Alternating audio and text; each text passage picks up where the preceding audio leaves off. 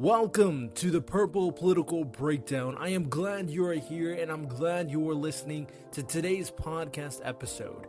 My mission in each and every one of these episodes is to really focus on the solutions to some of the biggest questions and most controversial topics going on in our current society. I feel like most of these conversations are not truly being discussed in a more logical and respectful manner due to the political toxicity that goes on with both the left and the right, both the Democrats and the Republicans. In this podcast, I don't care about any of that. I am focused on the solutions. I'm focused on bridging gaps. If you want to join me on this journey, if you want to discuss some of the most important topics, if you are tired of the political toxicity and negativity from both sides, please support this channel, share the podcast, and go to my website, www.purplepoliticalbreakdown.com. I appreciate the support. I'll continue to make content, and hopefully we can start bridging these gaps and focusing on real issues going on in our world. Welcome to the Purple Political Breakdown. How's it going? How's your day been? I'm your host, Riddell Lewis, and my motto on this podcast, as everybody knows, is political solutions without political bias. We're live on another Thursday. Keep in mind, I'll only be doing live streams for Thursdays, of course. And today we have an interesting conversation as we plan to talk about AI, and more specifically, the impact of AI and what AI means for society moving forward. So I'm going to have a great guest. I actually have a friend of mine. We talk quite often, and he's going to come and tell me his experiences and his feelings regarding AI, of course.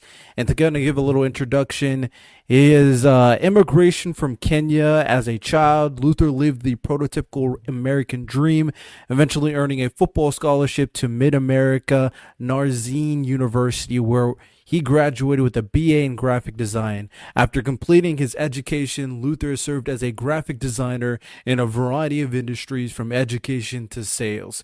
He has gathered a unique portfolio of experience and perspective as he continues his career. He also enjoys gaming, trying to master the difficult sport of bowling, and he's attempting to learn a new language. So a little information with my guy here. I'm just going to call him random. Don't ask why. I'm bringing in my guy. What's good? Oh, thank you for having me. I decided, it's my full name. We don't, obviously this is outside of our regular realm. So let me try to be more official. Hey, you good? Hey, we like to talk like anime. We like to talk manga and all that stuff. So, we do that. And he had some interesting opinions regarding AI, and AI is a very important conversation in terms of society. So I thought to hear his perspective and having a little back and forth would be good. I might have someone else come up depending on what he got going on, but yeah, it should be a good conversation. I think he's here. What's good, my guy? What's up, gentlemen? What's good? What's good? And this is my other guest. I call him Santo. His name is Luis. I'm Luis.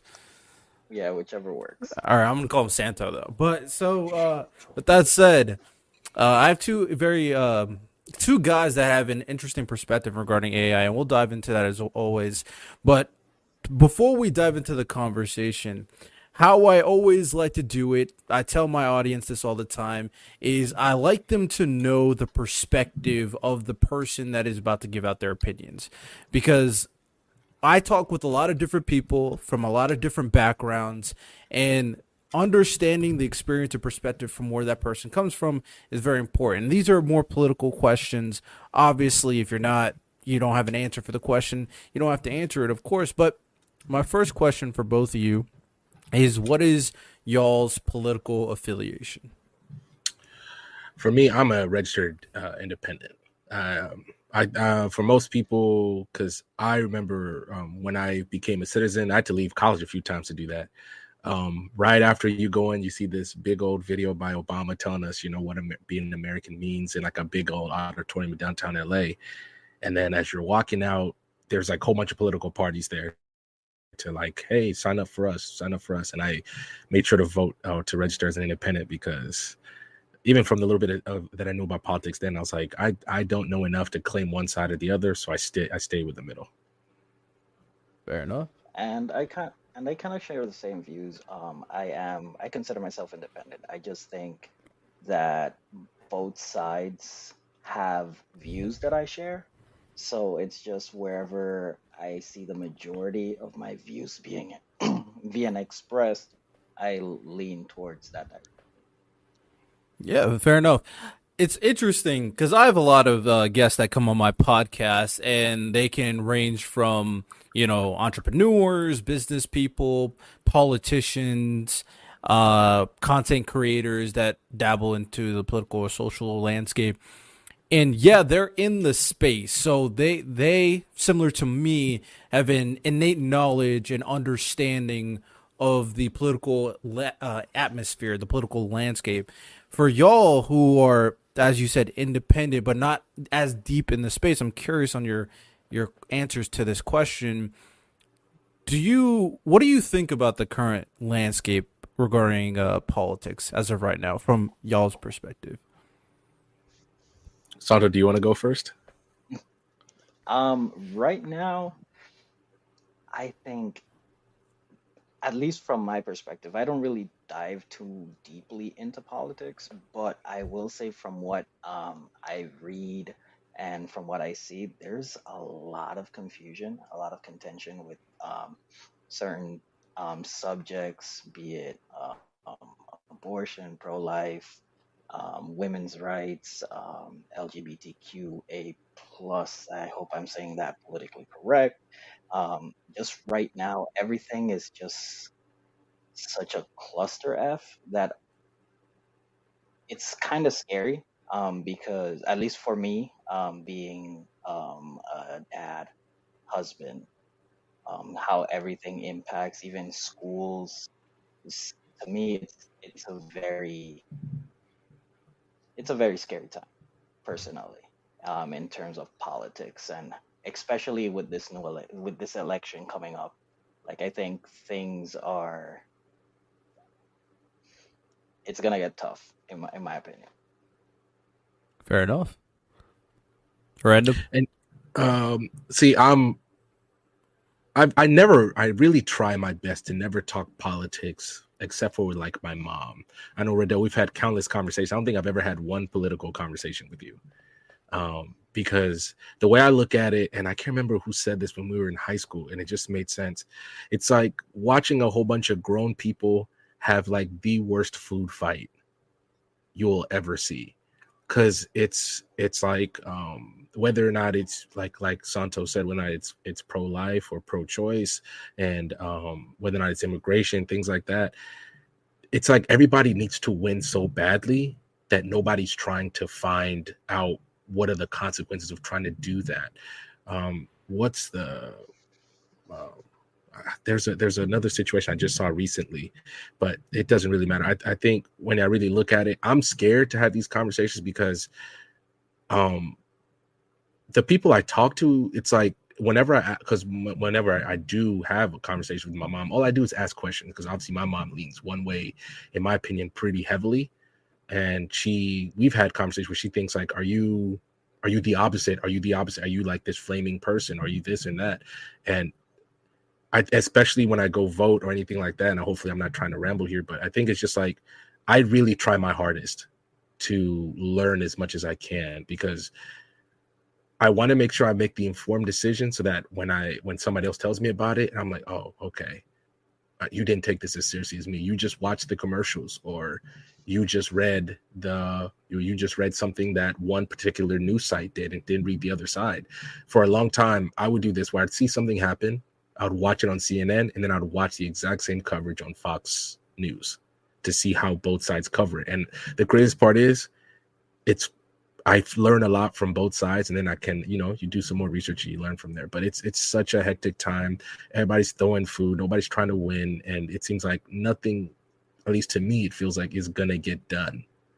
At least it's not getting done. These are very fair opinions, to be honest. when it comes down to it, you can attribute this to human nature if you so inclined, of course, in terms of the back and forth conversations, depending on the particular subject matter. And we see it in a lot of different other genres. Obviously, you talk like sports, you get in heated, toxic debates sometimes, anime, comics, it doesn't really matter. The problem is when it's involving politics, politics affects people and it affects them a lot. So having these same type of very toxic, unproductive conversations in reference to politics is more damaging and obviously, as you guys said, can be more frightening. Ultimately, I don't see why there needs to be a negative, conversation consistently regarding politics. And I've kind of showcased it a number of times on my podcast where I've talking to people from the right, far right. I've talked to people who think the deep state exists. I don't believe in the deep state. I've talked to people like that. I talked to people from the left. I talked to the people from the far left. And I identify as purple. That's why the podcast exists. I come up with opinions based on what I know and the knowledge that I gather. And the conversations we have are usually very productive and they can be productive to create solutions, of course. But if you're the outside looking in and you're looking at the general discourse, especially on social media, you see the worst of the worst. You see some of the people make some of the worst arguments. That you see people be very doomer pilled about the other side.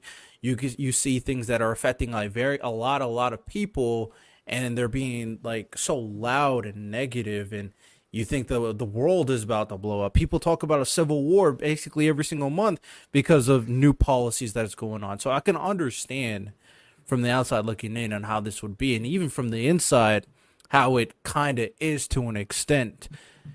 So I'm not mad at the opinions you garner. I think for me, what I try to do here, and might try to do it future for another job where I actually start go canvassing in terms of informing the public in terms of politics, and I'm figuring out the best ways to approach someone because someone hears the word politics, they immediately go like, "Oh yeah, this is going to be controversial. I'm going to hate it. This sucks."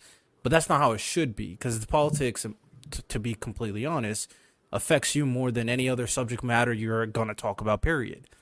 But I know why you don't want to talk about it. I know why you don't want to engage in the conversation. So stuff has to change for sure. And from both of your opinions, I'm curious, what do you think what would help people like yourselves be more willing to engage into politics and talk about politics with people? At least, random, you wanted to go? Go first, Santo. Go first, Okay. because I need to put this So together. I think for me, it's the fear of judgment regarding any view that you may have. I'll give an example, especially for me. I live in Texas and border state, and I'm also a child of an immigrant.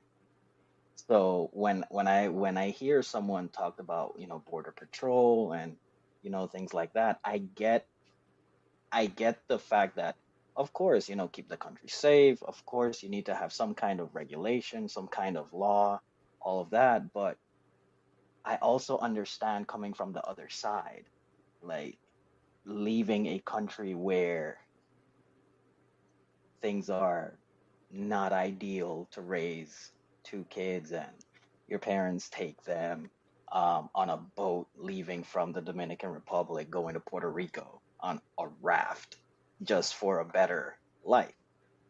So I can talk about both aspects because I do believe in increased borders and stuff like that, but I also see the other side, and I just wish that when we talk about politics, that it's not as negative. Like you can hear my point and not get so emotional about it or try to feel like you're trying to push an agenda.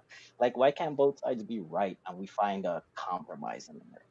Like that's what I feel. I think we had a conversation, Rodell, about debate culture. Like, and it was just like I remember just asking a question, and some people might take it like I'm trying to like refute a point, or I'm trying to tell you that you're wrong or something. No, I'm just generally trying to see your side. So what if we just come to a compromise where both sides can have some level of s- like both sides can win. Like even if it's not in its totality, I feel like that's what discussions regarding politics need. Like less judgment, less emotion. Let's try to hear both sides objectively and come to some level of agreement, even if you don't 100% agree. But I'd rather be at 70, 60% than at zero, Mm. in my opinion. At least for me, maybe I live in California, so I'm you can already kind of feel whenever I ever talk with politics or talk politics and they hear I'm from California, you already feel some type of way about where I'm at. And I'm also, I mean, technically, I'm, I guess you can say, a first generation immigrant because I came from Kenya, but I understand. I guess I can see both sides of it as well. Obviously, not the same way as somebody who's literally putting their, like, this is it. Like, I need to get here because this is the only way I can give my kids a better life.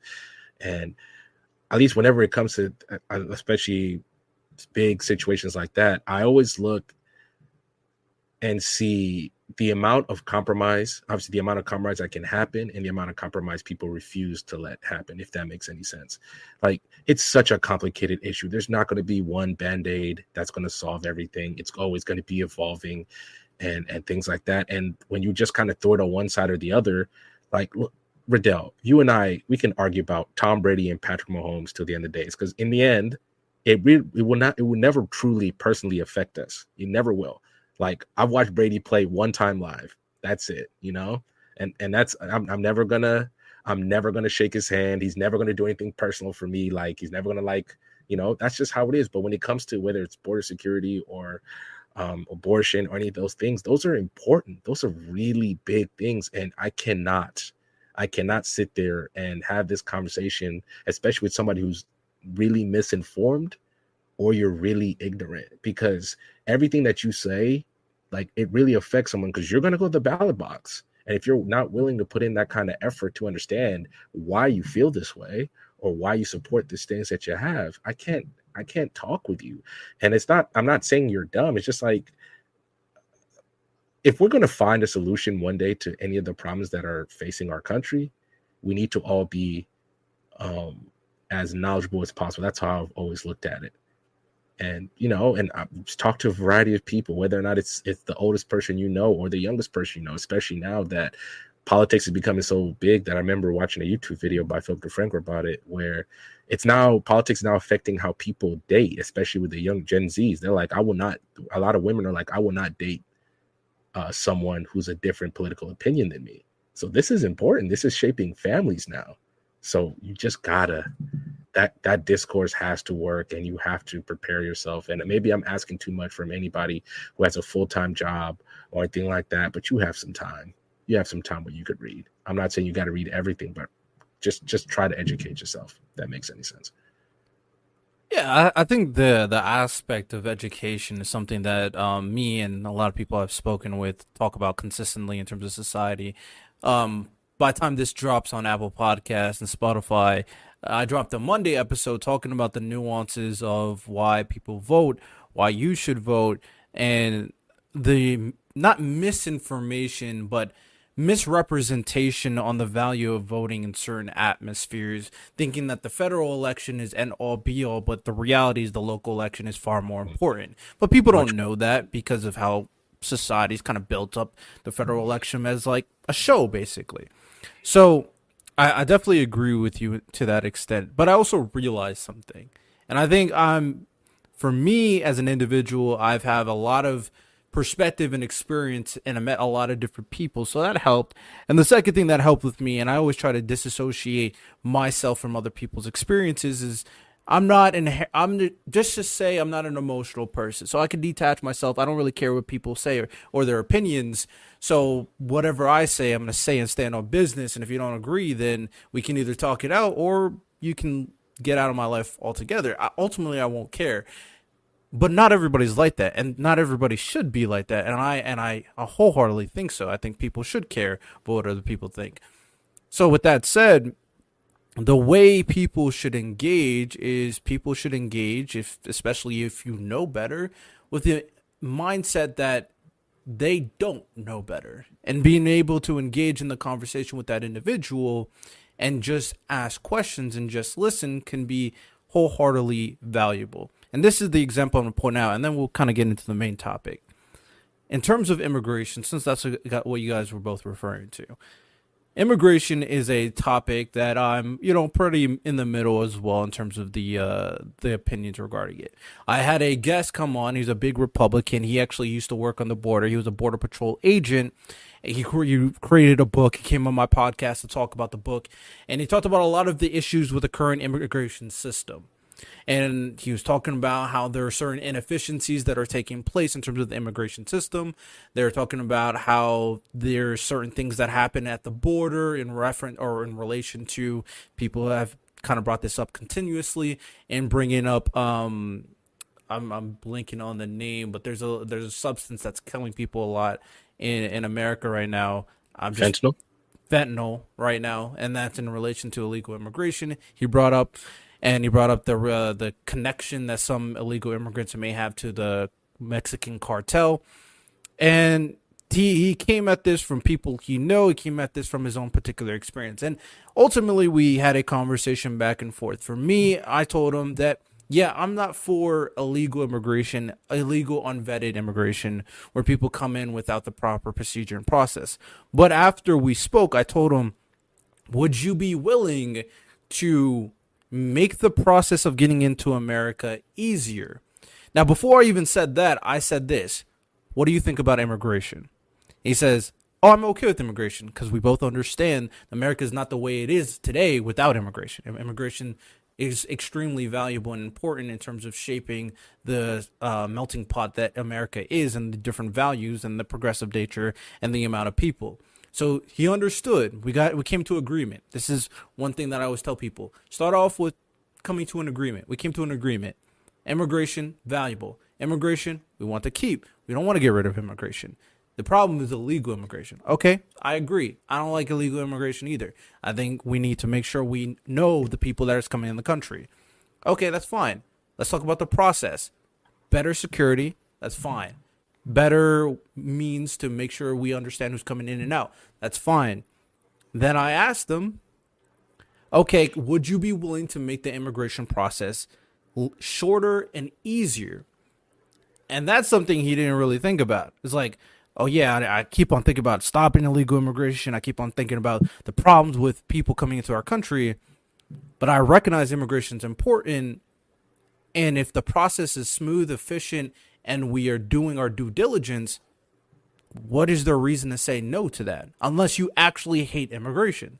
So that conversation moved forward for a person who probably didn't even think that when he came into the dialogue that we have. But that just kind of tells you one thing, that for the most part, a lot of people are very similar in terms of their perspective, in terms of their being. People are more similar than they are different, to be honest. I think that most people have good intentions, but believe that their actions are good and other actions are bad, which is also misguided.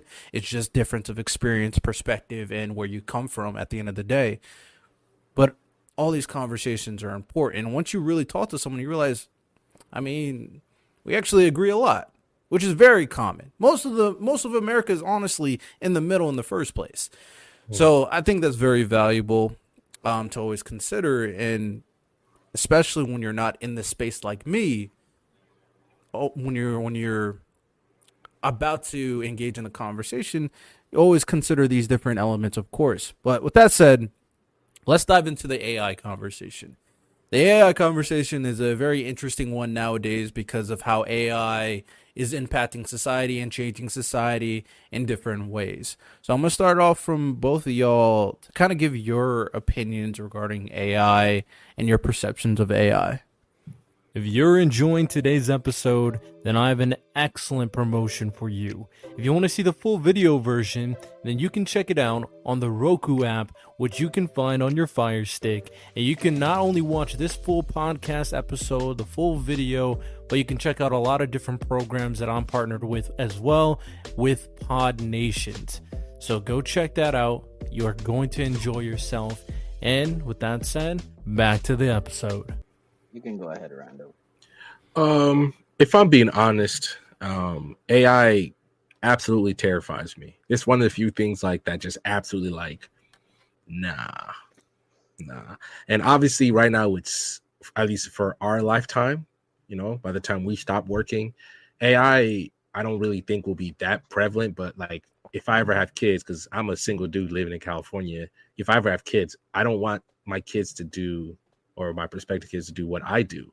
I'm a graphic designer. I've prided myself, especially a lot of people that I graduated with. I've had people go into professional sports. Some people just work locally. Some people started their own business, and I freelance because I wanted to get as much experience as possible. So I could help as many people as possible, but also make sure like my work matters. And the first time I saw, like the AI art stuff, I said, oh no, I can never compete with this. And am I saying that wholeheartedly AI is bad? Absolutely not. Maybe this is just like the next evolution of what society is or the workforce will become. But and this is going to sound bad maybe because I the movies and all that and showing, and it just feels like it's so slippery. And once again, Philip Franco says it best. AI right now is the worst it will ever be. And there's always going to be somebody pushing the envelope, trying to see what they can do. But it feels like right now society is not equipped to handle whatever change AI could bring, whether or not it's in the workforce, how the government works, or anything else. Because I've seen, I think it was in India where they used an AI to convict people, like to serve like prison sentences, to recommend prison sentences and stuff. And I'm like, is that ethical or anything like that? So I feel like people are going to see AI and see this is very convenient. And we want to use it because it'll make our lives better, because it'll certainly make me making YouTube videos better if I just use ChatGPT and ask it to write a video about a show that I'm watching. But that's not how. There's something human missing out of that. That's why I don't think I'll ever do it. But it scares me. And right now I just don't have any confidence with the people in charge, especially after I keep seeing them keep bringing the social media CEOs up there and they're all getting schooled. I'm like, do you guys not know how social media works? And you guys are trying to regulate AI or even something simple as loot boxes in video games. So that's why it scares me. From my perspective, and I can only speak because I'm also a graphic designer and a video editor. Um, it's I'm very nervous regarding that, but I will say that it's more of an internal struggle because I mean we as artists, I will say we want to be 100% true. We want to respect the craft. I hear all these arguments, but I am slowly coming around to the idea of actually using AI personally, because it's like how we say it is the future. This is how it's been. When artists were painting on canvases and stuff, and then digital art came into effect. I'm pretty sure they were having these conversations as well. I think the scariest part is the regulation and the checks and balances. Right now, I saw a comedian, I can't remember his name, that he is suing a content creator because he released an hour-long special using his voice on YouTube. George Um, Carlin. yes, He's dead, so his estate is suing. his estate, He's yes. suing another comedian who's also a YouTuber. He's pretty well known. So that's why I think a lot of people in the industry are kind of annoyed. I'm forgetting the guy's name off the top of my head, but they're annoyed because it's like, how could you do this? Because his podcast they have an AI that kind of runs their podcast and they kind of work off the AI. And then they had the AI make a special of George Carlin. Mhm. So that's why, it's very iffy. Like, and even on that, they were talking about, talking about the trial and the case, and there really isn't any precedent towards the use of AI and how, like, how to even go about it. So I think that right now is my current fear of it. I'm pretty sure we are all going to get on board, but I think more for artists, it's the internal struggle that I'm not going to be creating art 100% by hand by me. Mhm. I'd have to use assistance, which is AI. But So, I think that's the future at this point. there's a lot of interesting points, and I'm gonna start out like this. There are aspects of AI that I've I don't think anybody thinks that will be okay. And there's two very big things. First things is AI sentience, because another life form that is as intelligent and self-aware as a human will completely change the fabric of current society. And that's not something that we want to deal with, to be honest. That's like if dogs can start talking. Like, it just would change the fabric of society. We would have to adapt our laws or get into very morally ambiguous areas in terms of a life form that understands, but are we going to treat that life form with the same ethical humanity? That's just a place we don't want to enter. So I don't think the society as a whole will ever want it to get there, and they'll make sure to try to not to get there. And I think for the most part, as of right now, current society, they do a good job to try to ensure at the global level, to an extent, for like at the very least developed nations, if I'm being honest, that we don't go too far to the point where we're destroying humanity. And that's why Mhm. we have things like the United Nations that exist to make sure that keep that in place. Now, is there a mad scientist in his basement doing some crazy stuff? That's possible. Will there be some secret FBI mission to kill him? Probably too. That probably is going to happen as well. So I don't know, but I think that's something we don't want. I don't think there's anybody that thinks, for the most part, that'd be a good idea. The second aspect is AI creating material that I think you just brought it up, Santo and Random. You talked about it. Create AI creating material in the likeliness of other people, and I think this is terrible. And we do need to create a new precedent on how to deal with this. Now, there are plenty of times in American history where we create a precedent based off something terrible we realize that exists in society. For example, drunk driving. Once we learned about driving, like, oh, drive, drink alcohol, we didn't really understand the impact. But we started to realize that, bro, stop drinking and driving. You're killing so many people. Like, it was a Mhm. terrible thing. So we adapted and we created a precedent. Now people think nowadays, go like, are you an idiot if you even think about touching liquor and going driving on the road? Like, you're an absolute dummy. So precedent will be created, and this is another example where precedent needs to be created, where AI can match the likeliness of someone's face, someone's voice, and potentially someone profiting or someone ruining someone's credibility. Like, the only thing that I could think of that it would be okay is if it's a dead celebrity and all the funds go to their estates, okay, like wherever they want it to go. Like Michael Jackson's family, like, okay, I want all the money and everything. I want it all to say this, but I want all this money to go there. I'm like, okay, maybe that'll be fine. But other than that, you created it by yourself. That's terrible. That's why I think when I see YouTube ads where I see this fake AI Joe Rogan doing an ad, I'm like, there's no way Joe Rogan okayed this. And there's no way YouTube is allowed that. This is ridiculous. So Mhm. I'm 100% with that.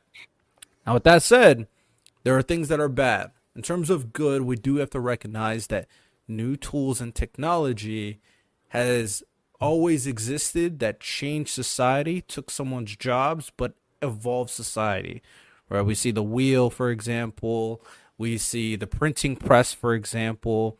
And even with something like art, my question to y'all is, do you believe people's in people's feeling about creating art has changed since the initial notion of what is art? So ironically, we had this big conversation with Lonnie, another one of our close friends, and his friend Jones, who's, he feels like he's your more lunch pail guy. He goes in, does his 9 to 5, comes home, and he's one of those guys like, if AI makes something and it looks great, I'm gonna support that, because I think that's awesome. If you can make me a better game or better something for my family, blah blah. And I understand that. I think maybe I should have said this in the other question. I'm more concerned about how people in power are going to approach this. That's really my big thing. Maybe Santo is right at a certain point.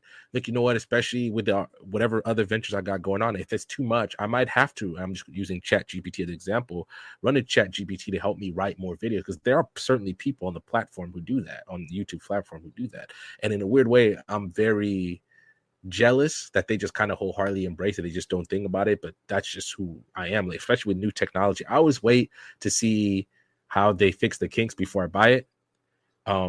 But in terms of your question, and can you repeat your question one more time? Just want to make sure I answer this correctly.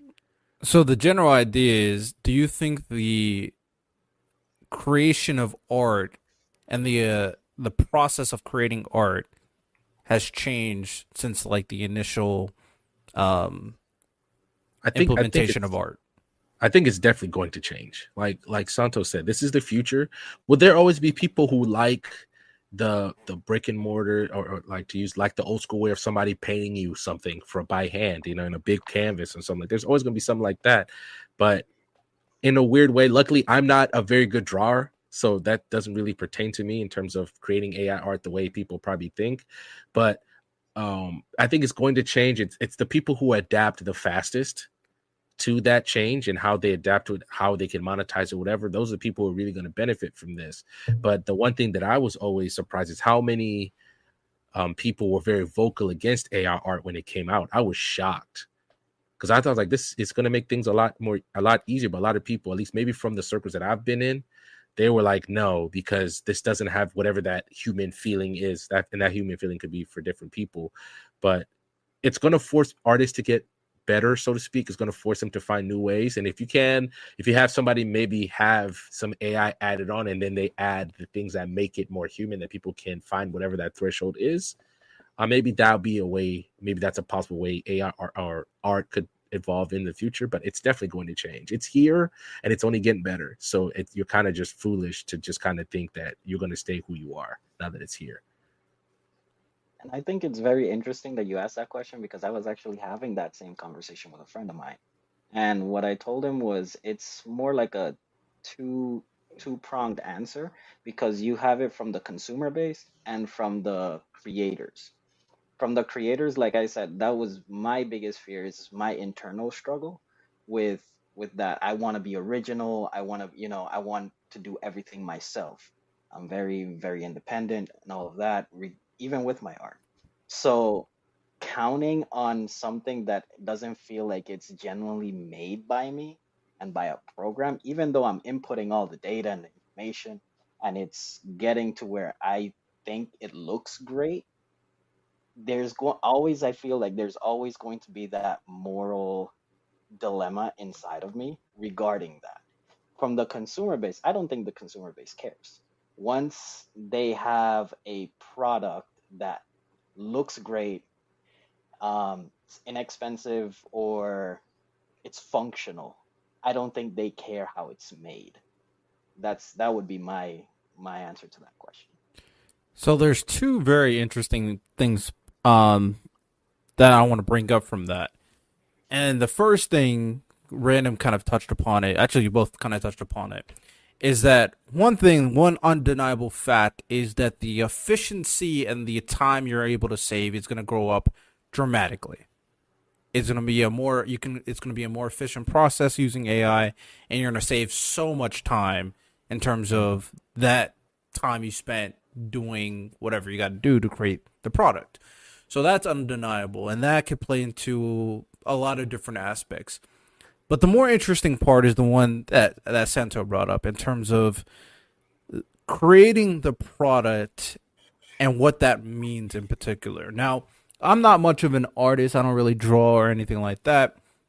I can create stories. I can create pretty vivid stories in my mind. I've been doing that since I was a little kid. When I was a little kid, I used to play with my hands like they're action figures, and before I go to sleep, every time I'll create a whole scenario in my before I go to sleep. So I always had a vivid imagination in terms of storytelling, which is why I appreciate storytelling so much and how you tell your story. So with that said, I have no problem creating a story, but and I have no problem thinking of story. And I think it's kind of similar to artists.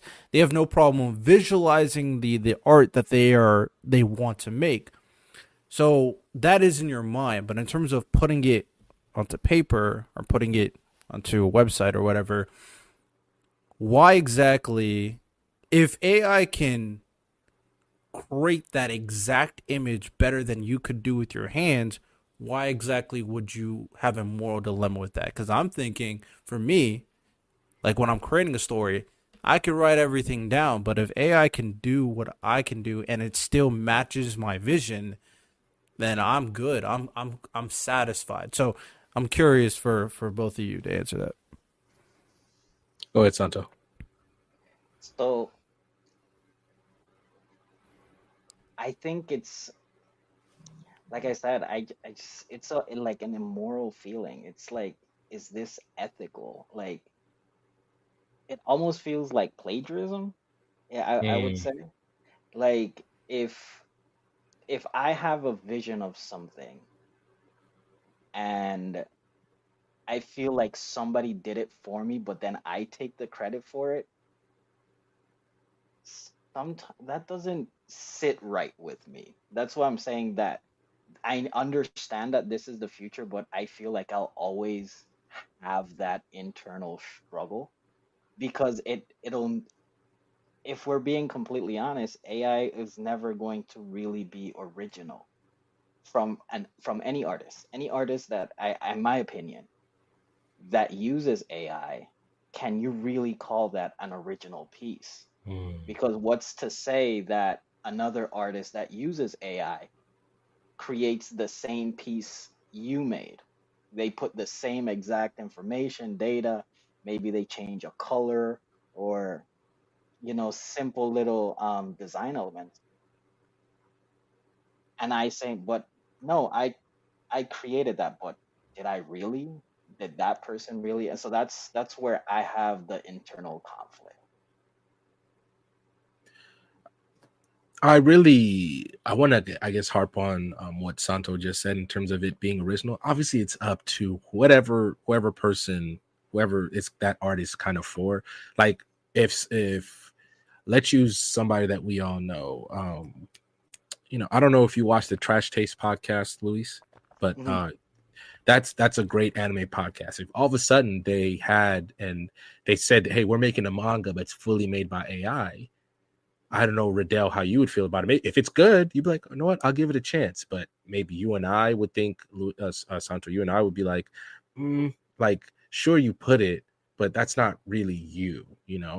And it's whatever, however you feel that line for originality is, because I do this all the time because, especially getting ready for the podcast, I was just watching a lot of AI conversation on what YouTube stands for, and especially just kind of standing with what YouTube is. YouTube is an insatiable monster, and I understand why some people are running to AI to make stories, because especially now that the OG YouTubers are leaving the platform, it feels like there's this wide open opportunity for new people to take over the space that they're leaving, and they don't have time.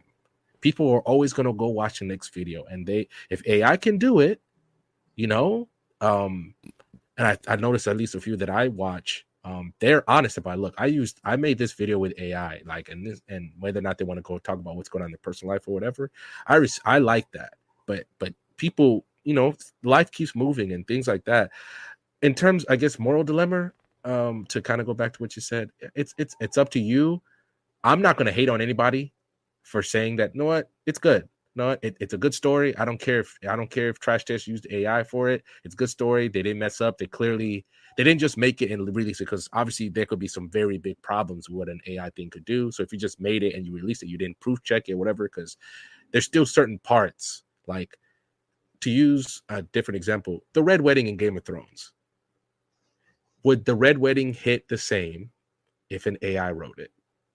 Because maybe it misses when they start playing, when the Fae start playing that song to start the banquet, right? And then because I've never read the books, but I watched the show. And the minute that song played, I was like, oh my God. And then you see how people are acting, the revelry. And then when Catelyn pulls up Bolton's thing and he shows he has chainmail on, will AI be able to get all those little things right that I look for to make something great? And I don't know if they'll be able to do that. So maybe that's probably why I would have a problem with it, because it's not going to capture all those things that make the Red Wedding one of the greatest twists in is it literature history or literacy history? It's one of those, if that makes fictional sense. history. Fictional history. There we go. Yeah, go ahead. If I may. So okay, so you brought up the Red Wedding. So what if I were to switch the question and ask, let me ask you, Radel, since you said that you're more of a storyteller, you're not really a drawer or whatnot.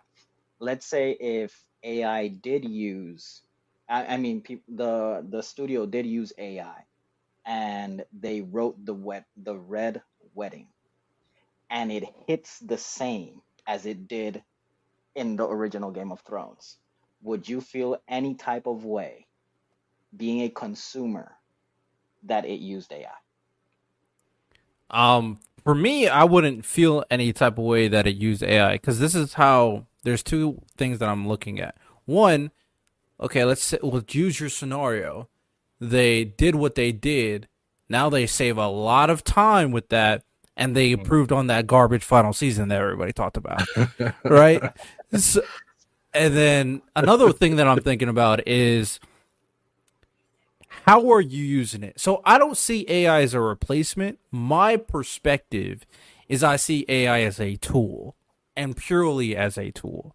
Now, if you use that tool to do your entire job, as of right now, I think that's going to be very lazy, and that I don't think the product will be as good. I don't think AI's reached that point, and I don't know if AI will ever reach that point without the necessary steps taking place in combination with AI to create a piece that perfectly encapsulates your vision. Because when I put all the information for my story, in order for AI to get that information, that information that I'm putting for my story, I have to create that vision, and I have to put it down inside the AI. And then it has to create it. Then I have to look at it, and I'm like, okay, this doesn't capture what I want. This doesn't capture, and I improve on it.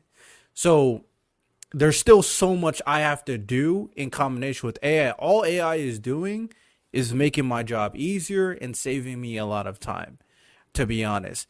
And when it comes down to AI especially, and this is an interesting aspect I just thought about, it can help hit that type of next level that you wouldn't be able to reach by yourself. So there's your ability, like I'm going to use this for me, for example, my ability to tell a story, let's say, to kind of visualize everybody. Let's say it's like a C tier story, right? I'm not going to put any names to not trigger anybody. C tier story. And then I'm writing, I was like, okay, this is C tier story. I put in an AI, and they add all these adjectives. They add all these like nuances in terms of certain when you're writing a story, you can kind of write certain types of language that gives you a complete picture on the actions that they are doing, and certain punctuation to insinuate the tone that is going on. And it adds all these things. And I didn't realize that this is a way to tell your story that's even beyond what I personally can do at this moment. And then I'm reading it, and in order for it to be okay, I still have to read it and go like, this matches my vision.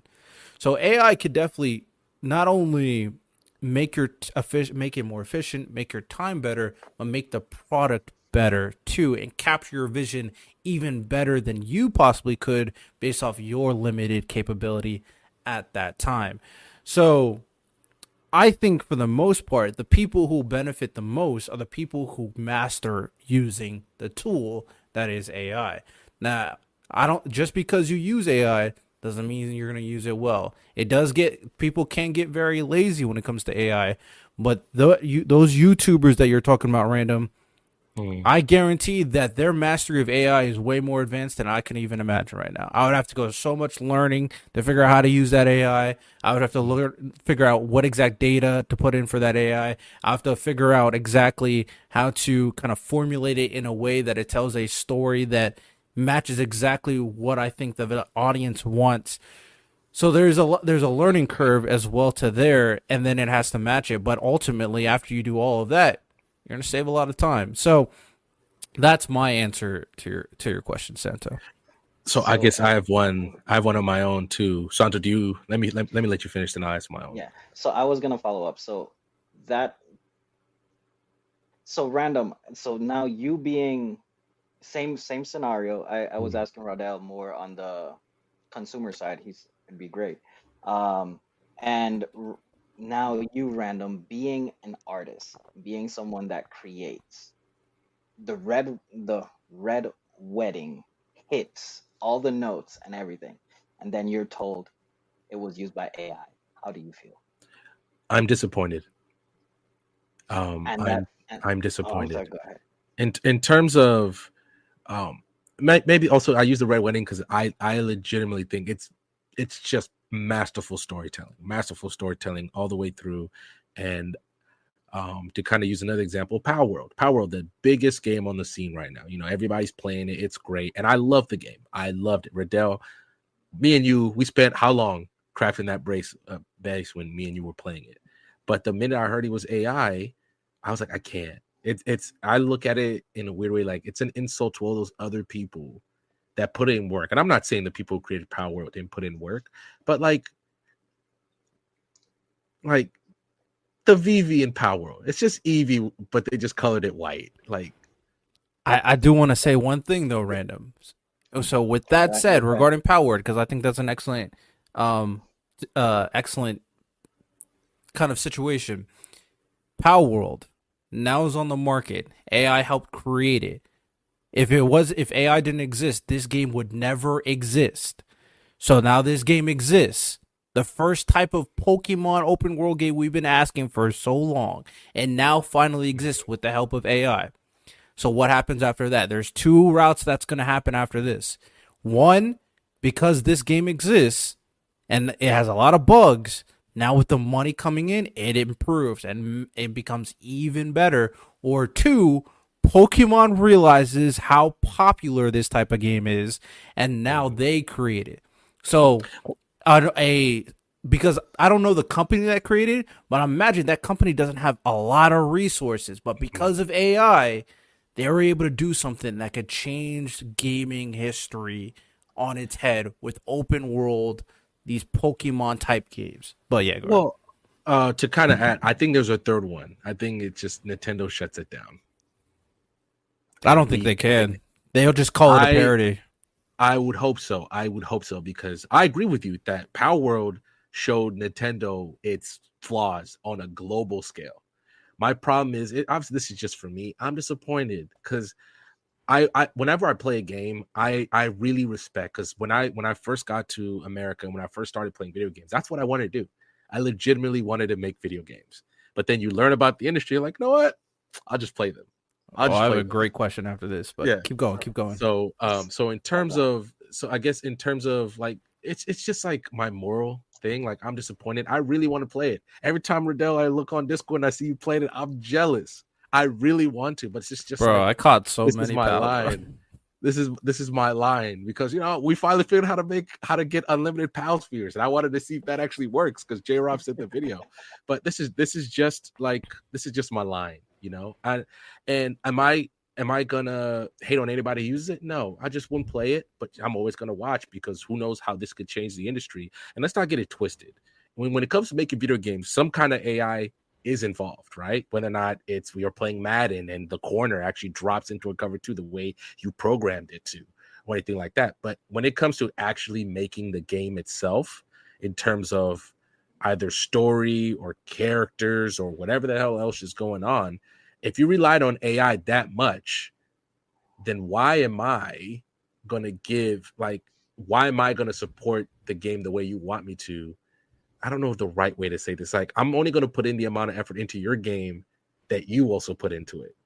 If you relied on AI to make that much of your game, to the point where Jones said in the discussion we're having, one of his friends is a really big Pokemon person, and he said out of like the 50 pals that he saw, he could just name this is this Pokemon, this is this Pokemon, the Vivi from Power World again, this is Eevee, just colored it white. And I'm not saying you had to wholly create a new one. It's tough, even Pokemon isn't out here creating the most original Pokemon, right? But like, at least try a little bit. That's my thing. Like, that's why I'm out on it. So it's just, that's just it. It's just like, at least try, especially with video games, because I want to support it. I really do. But I just can't until we find out how much maybe AI, if I find out a threshold of how much AI was used to make the game, maybe that might change my mind. But right now, until I learn more, I'm out. And Go ahead, Santo.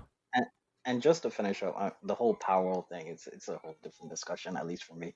But that's what I was saying, that I think the uncomfortableness is from the creators. From a storyteller perspective, I think you will get that same feedback from a Scorsese, a Gunn, a Guillermo del Toro. Like, I feel like they would have that same kind of response. Amazing story. You save time. We understand how much money goes into writers and whatnot. But you kind of took, like, it's that I don't even know how to explain it It's like fully. they took the easy way out in a weird way. It's like they took the easy way out.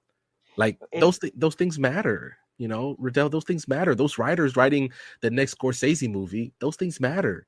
And maybe right now, especially since we're creators, we just kind of have to accept that, that's the future, and we'll just have to be okay with it, and maybe that's the point. But right now, it's just like, at least for me, I can't speak for Santo. It's like you're taking the easy way out, and those things, like The Godfather, hits because there was somebody in that writing room working their butt off to write all those scenes and hit right. Same thing like Scarface or Love Actually, or think of any movie out there that's really popular, that's really good. Somebody really worked hard to get those things. And I don't know, at least for me, I don't know if AI can hit those things the exact same way. But at the same time, you could go a little different route with it and say the stories that are not good, add AI and make them way better. You know what I'm saying? It's a matter of perspective. And there's a really interesting thing that I just thought of as we were talking about Pal World. Think of the anime industry. Now, this is where I'm going to go right now. What do we know about anime right now? We know that there are a lot of anime that don't have finished stories. There's so many examples. Hitman Reborn, Magi, Soul Eater's final arc is completely rushed. Tokyo Ghoul second season is terrible. Promised Neverland second season is terrible. These are all things. I'm still looking for Drifters, man. I want Drifters to finish. That's another way I'm gonna go. Oh, those two series. There's another person. I'm gonna talk about manga in a second. But all these series, there are stories that are already done, but the anime they just won't create the rest of the anime. And that's probably due to resources, that's due to time. Let's add AI. Let's help the efficiency. Let's make it easier for them to animate the rest of the story. Another aspect. Okay, now we have the ability to work in a more efficient manner and speed up the process. What do we complain all the time? Well, not complain. This is legitimate. What is a criticism of the anime industry right now when it comes to MAPPA? Work conditions. So we add AI, more efficiency, save less time. What that means is better work conditions. So more anime are getting created and better work conditions are being implemented. And the last part of that is that the AI can improve on some of these adaptations when it comes to animation quality, for example, or just when it comes down to, because of how efficiently it's going, they're able to adapt stories a little bit more truer to the manga. And maybe you even have something, because you said it, I think you and Lonnie maybe said it, there's no way they can adapt Vagabond. There's no way they can adapt Berserk. But we add a tool that allows you to adhere to a vision, and then you have something like that. So from what I'm saying, AI can drastically improve the anime industry, creating more anime, better work environment, and ultimately it won't lessen jobs because you're creating more material that people are going to enjoy, and more fans are going to be more appreciative of a lot of this material. Now, the other aspect, the manga aspect, the story writing aspect, even the drawing aspect. Do we think Hunter x Hunter is ever going to finish? If we're being completely honest. He's done. No. He's done. So, with that said, we understand the vision. He knows exactly what he wants for the rest of his story. He just doesn't have the time, the effort, or the resources to create it on a consistent basis. You add in AI. It perfectly matches his vision, but it saves him so much time. Those are things that are going to be improvements on these creative aspects. And we know, obviously, that we love a lot of... There's reasons why FMA is the perfect... Like, the adaptation's perfect. Story's perfect. Animation's perfect. What if we just have some more of that? There's a reason why Demon Slayer, I'm sure that mangaka never thought they were about to be as famous as they became. Mm-hmm. But that animation and that adaptation was so great, it put Demon Slayer at another level. It changed the current atmosphere of anime enjoyers. It made it more mainstream than it already was because of Dragon Ball. So all of that just improves it altogether. So I'm curious on y'all thoughts about that kind of stuff. I think the consumer won't care, right, Santo? I mean, yeah, the consumer won't care, and as is their right. They're not the ones, putting in. But would y'all care? I don't care about the consumers. Would y'all care considering all the things that are improving? So in terms of me, like I said, I'd be disappointed. But let's just say after Miura died, they'd say, you know what, this is it for Berserk. This is it. Would I be bummed out? Absolutely. And that's just not me. There's been people who've been running with this thing since the 80s, Santo. We're like, this is it. Mm-hmm. And and it's just how it worked. Would AI have helped Miura? Maybe helped him finish the story if obviously he was able to kind of take advantage of it, especially at the end of his life when you realized all of his health problems. Absolutely. He really would have. And who knows? Maybe he would have hit it right. For me, I'd be a little disappointed, but this is one where I'd probably break the rules for myself. I'm like, I'm so invested in Berserk. I need to finish it, and and this is probably one of the few things I cross my line.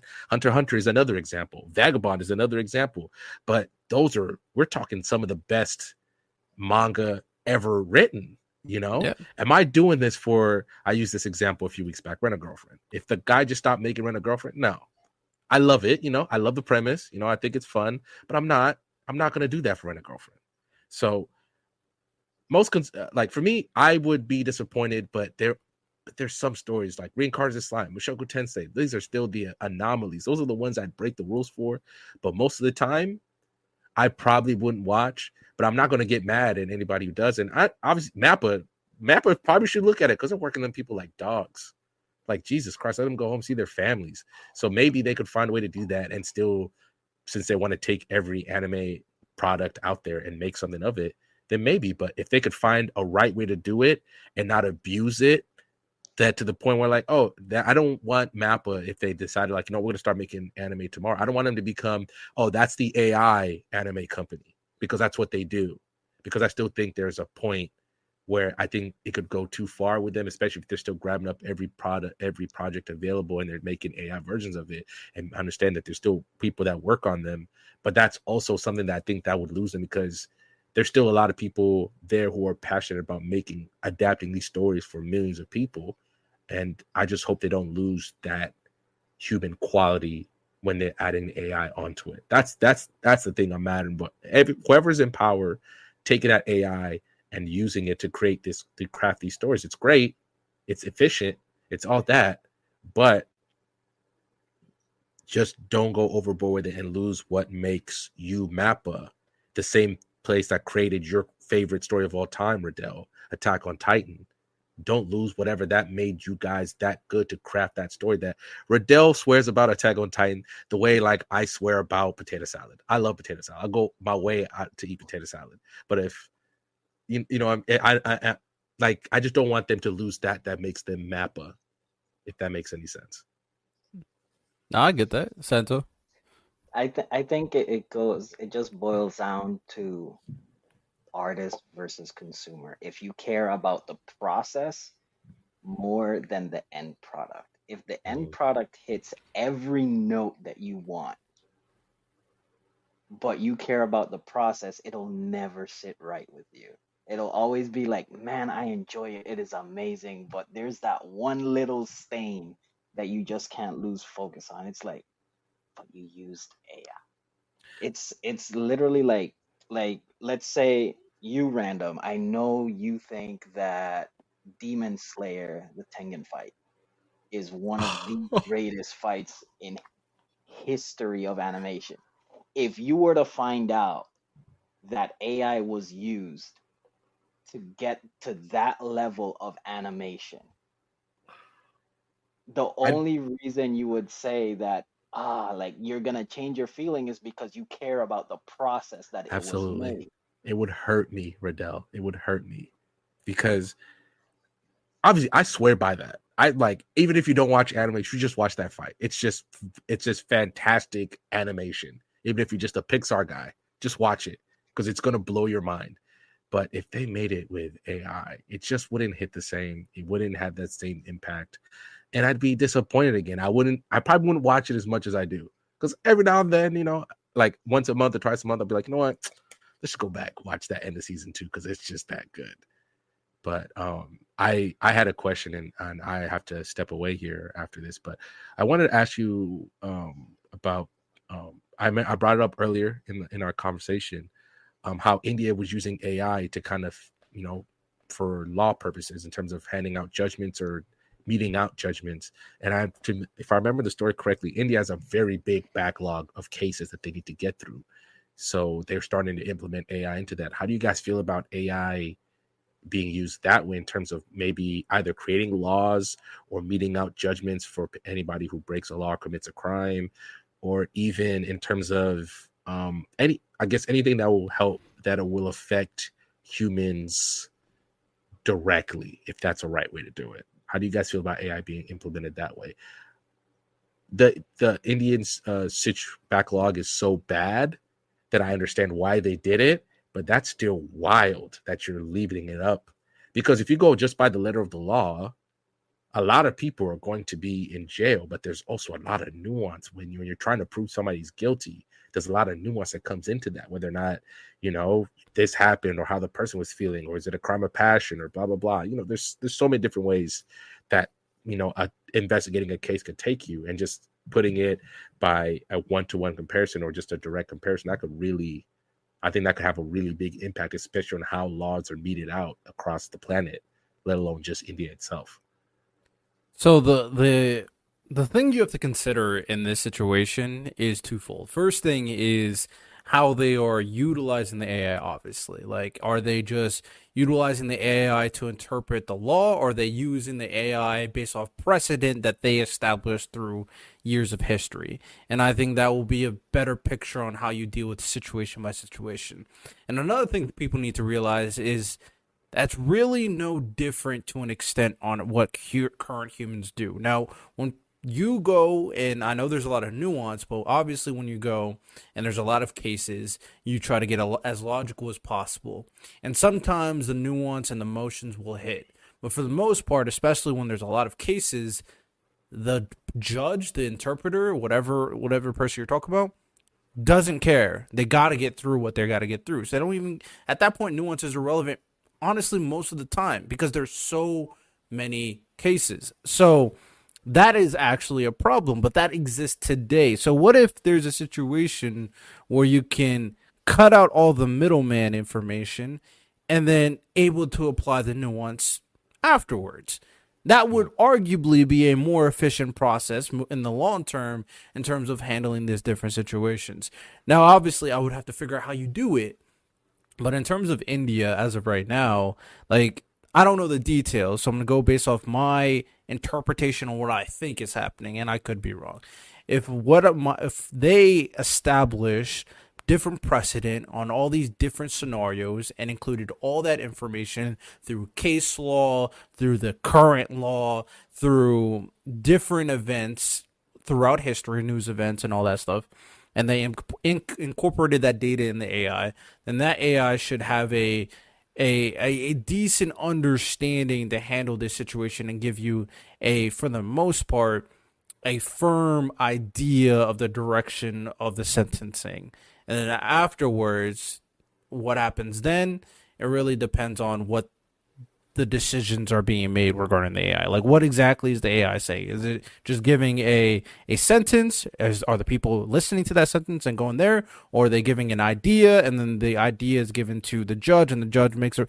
I would have to kind of see that different information. So, like, this is another time where I think AI can be used as a tool. And as of right now, I know people want to think that there's all these human elements and all these different institutions, but ultimately that is not the case. And there's oftentimes, you hear this a lot, people see you as numbers because there's so much going on. So that's just the reality of the situation. And if they can ultimately from this create a better criminal justice system afterwards, well, that would be good for everybody involved. Ultimately, that would be a good thing for their society. So that's my thoughts. I think it's just how I think the biggest issue would be the gray area, like how we say the human aspect. But I think it goes back into the previous question that we were addressing, or the previous point that I was saying. If you care about the process versus the end goal, like if you can get a favorable outcome regarding laws and just overall life in general through AI, why not? That would be my point to it. Yes, of course, like right now we're in its infancy to where we're still working out all the kinks, all the nuances, how to implement them, how to regulate it, and stuff like that. But I'm getting to the point where I don't see that much. Like I can deal with my internal struggle regarding it being a content creator, using it, whatnot. But I do see that this it could work. Like we shouldn't knock it. Like the negative discourse is just understanding it and knowing how to implement it properly, I think is what should be the conversation. Well, I mean, I agree. I think this is where I guess technically I'm a consumer now. So I'm like, if you use it right, I'm not gonna lose sleep over it. Obviously you want it to hit right, you want it to beat out the fair judgments. And I wonder how far they'll let AI go. Because like to use the professional sports league, for example, do you ever just see them ever using like AI? Because for instance, we just think the refs in the NFL were like really kind of bad this year in terms of just like, it just felt like they were bad. What if like next year they're like, you know what? We're just gonna use AI refs. And I'm like, how much? Because they could get Jawan Taylor every play or somebody every play for holding or false start or whatever. Because those are little things that each professional athlete does to get an edge. But like that's why I'm sitting like, I just kind of want to know how far they'll take it. Obviously, how far, especially with creative pursuits, how far they're willing to go. Because if you're willing to make a whole movie, let's just say after Scorsese's dead and you want to make a Scorsese type movie and you just kind of use everything that he's made to kind of hit that flow, how are people going to be really okay with that or anything like that? I mean, if I'm the consumer, I don't think I'm going to care because, I think for the first time AI represents where I feel about the evolution. And I was like, am I really prepared for it? That's probably why I'm more scared than anything. Not just obviously that in how people in power are gonna regulate it or implement it or whatever, or how far is too far. Those are questions that everybody has to answer for themselves. But just don't mess it up because it feels like it's so easy to. There's always going to be somebody. Hopefully that somebody is not somebody with some power. You know, that mad scientist in the basement, we make fun of that because that guy doesn't have any power. But if that mad scientist has power, yeah, it would obviously be bad. This is the final thing I'm going to say, and then we'll start wrapping it up. Is that AI should never be used to make decisions, because that is the most important thing to the human capacity that Santo and Random keep on mentioning. Because making decisions require that nuanced thinking. AI should be used to assess and navigate information. That's what it should be used. It should make the information process, the middle process of gathering, assessing, understanding, and all those different elements in between. It should shorten that and make it easier. But the beginning process and the end process is all human. All human, and has to be all human, and should never. So that's why a AI can never be a ref, because the ref makes the decision to call the play or not call the play. Now, could AI assess what is going on in that play in particular? Potentially. But who's making the decision? It better be a person. It 100% better be a person. So that is the most important thing. We can't let something without the human understanding. And we recognize that all laws, all rules are not to be followed 100% of the time. Like, there are some weird rules out there that people break all the time, but they're just there so people understand that. I mean, hey, depending on the situation, I might have to call this rule on you. I just might have to. If it's egregious, I might just have to call it. But for the most part, as long as you're not harming anybody, I'm not going to call it. So that's just how current society works. And that's fine, to be honest, as long as people are not acting crazy. So, with that said, that is all we got for today. I think this was a very interesting conversation in terms of the impact of AI now and moving forward. There's still a lot of data that is being researched in regards to AI. The estimation is that the economy should boom from AI, but they're still doing more research in terms of how much AI will involve from there. I looked up some things regarding like what jobs will people lose and what jobs will people gain. From what I've saw, the jobs that will flourish, or the jobs that people will lose, would be like receptionists, customer service. So these are very, very, very basic level jobs, and therefore you probably gonna have to go to a different field or get a different job, understanding computers. Is it going to force the average person to be more educated?